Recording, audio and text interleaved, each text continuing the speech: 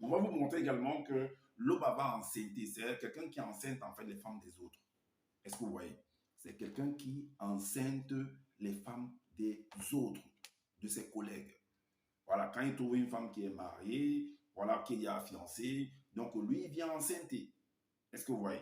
On va aller dans le livre de... C'est très, très... C'est vrai que c'est choquant ce que vous entendez là, mais il faut enlever les organes. Si vous mettez les organes là, vous n'allez plus bien réfléchir en fait. Vous n'allez plus avoir une bonne analyse en fait. Est-ce que vous comprenez? Donc, soyez objectif dans votre analyse, soyez impatient dans votre analyse. Donc, voilà. Alors, donc dans l'évangile caché de Koudoumane au chapitre 13, le verset 20, il est dit, et en plus c'est une fille qui est, on va dire comme ça, qui est naïve. Il va profiter en fait de la naïveté de cette jeune fille et il va l'enceinter une fille qui était déjà promise à un autre homme qui était fiancé à Joseph, que lui va appeler Kolaïta. Est-ce que vous comprenez? Alors, il est dit ici, la jeune fille s'appelle Marie. Lui, il appelle Eyumé dans sa langue. Au verset 20, il dit Eyumé dit à Ben Ngoudi, au collègue en fait de Loba. Lui, on l'appelle Ben Ngoudi. Dans les Bibles classiques, on l'appelle Gabriel. Eyumé dit à Ben Ngoudi, comment cela sera-t-il possible? Parce que la fille, elle trouve qu'elle est vieille, n'a jamais couché avec un homme, et puis en plus, elle est fiancée à un autre homme. Et maintenant, on lui fait comprendre qu'elle doit être enceinte, mais sans toutefois, en fait, avoir des rapports avec son fiancé. Mais comment ça va se faire? Moi, je ne comprends pas.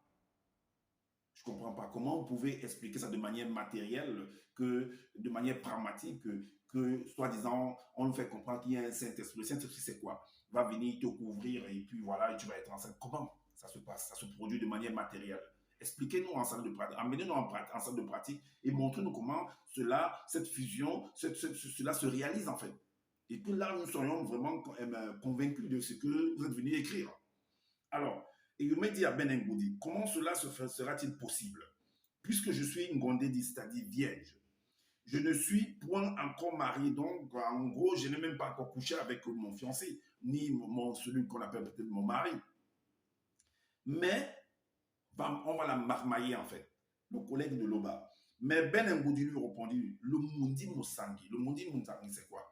Parce que nous savons que pour qu'une femme tombe enceinte, il faudrait que soit, si elle est avec un homme, que l'homme en fait prenne sa verge et puis l'introduit dans sa matrix, dans sa foufoune, et puis déverse en fait sa semence là-bas si elle est en période féconde, et puis voilà, bam, cela, toutes les conditions sont réunies, et puis voilà, il y a le problème, il y a fécondation. Soit vous allez à l'hôpital et c'est un homme qui est venu déposer sa semence là-bas, qu'on a bien soigneusement gardé, et maintenant on te fait ce qu'on appelle une insémination artificielle. Bon, le terme qu'on utilise, c'est insémination artificielle. Est-ce que vous voyez? Néanmoins, c'est la semence d'un homme. Alors, le Mundi Moussangi, entre parenthèses, Saint-Esprit, de Tété. Et Tété, c'est Loba, en fait, c'est le père. C'est Loba.